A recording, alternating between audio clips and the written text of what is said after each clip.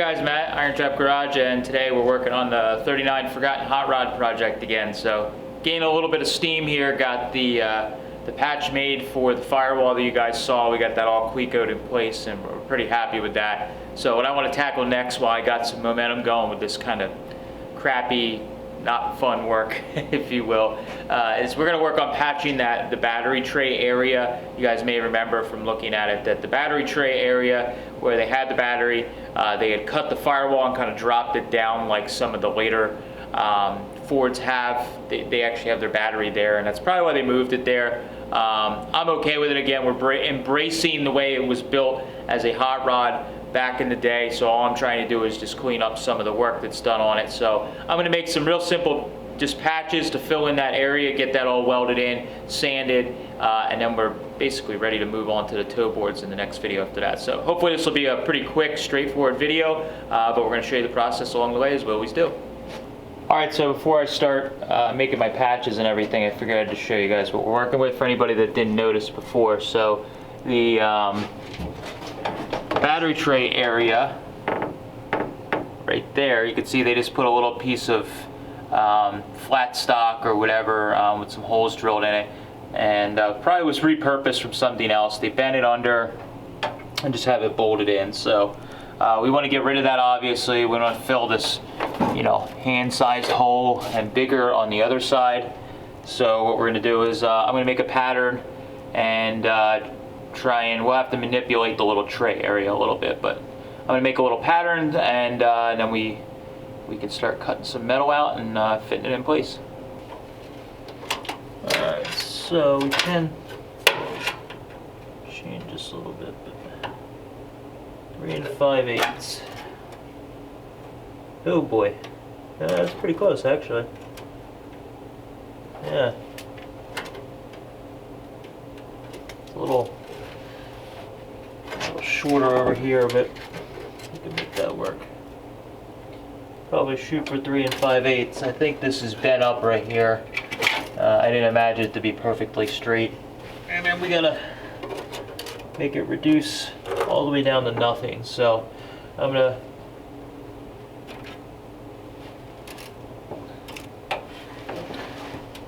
start with that and get a piece of paper cut to about that width, or maybe a little wider, and then we'll lay it over top, and then I should be able to kind of trace this opening here and fill in the blanks with our magical rust pen, like I showed you guys before, with using rust and a dirty finger.